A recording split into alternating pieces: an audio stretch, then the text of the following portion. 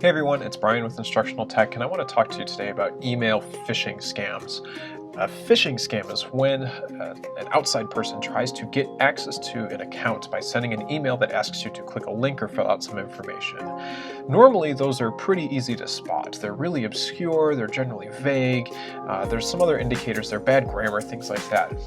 Yesterday, though, there was a very special email that came through, and this went through all of Gmail systems, and we're going to look at it today. This particular person, they made the email look like a Google document invitation. Now, we're so used to opening Google Docs and using them so quickly from our email that a lot of people didn't think through it when they clicked on certain boxes along the way that gave these people access to their accounts. So we're going to break down this email. We're going to break down what happened when people go through it, because at each step there were indicators that should clue people into, like, hey, this doesn't seem quite right. Google is very secure, and the problem was solved within 30 minutes of the original email going out. News reports picked it up, but 30 minutes later it was closed, and if you actually go through your inbox and find that email now, it's not even going to work anymore. So we're going to try and answer the question, what happened?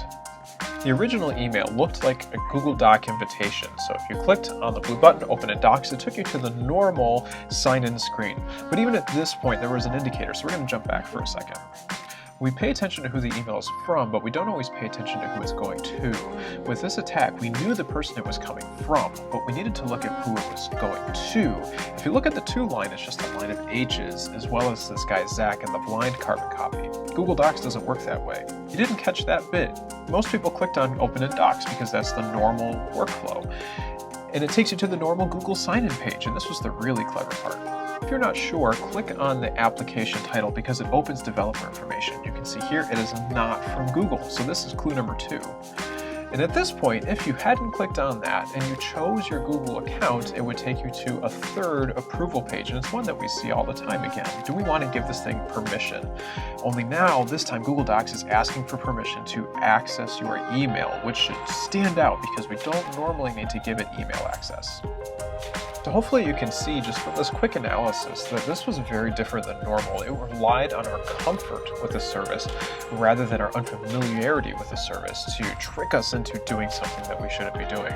So a few tips to always keep in mind when you're opening an email, especially if it's something that you weren't totally expecting from someone. Usually with a document, you're waiting for someone to send it to you. So first, always check who it's coming from and who it's going to. If you see something funny, don't click on any links. You can just delete the email. And if it was legit, they can send it again to you. It's not that big of a deal. Second, pay attention to developers. So again, if like this Google Docs one, he counted on people not clicking on the Google Docs in blue, because when you do click on it, you can see very clearly this did not come from who it said it was coming from. And then third, watch out for funny permissions. In Google Docs, Google Sheets, when you give extra permissions, it's within the document itself. It's not before you open it. And then be thinking through, if it's a document that I need to edit, why does it need email access? Always question, always pay attention to what something is asking you to do. Information security is a lot more than using a strong password. Information security is being aware of what's out there and taking appropriate steps to make sure that we're controlling what we need to control. Thanks for watching.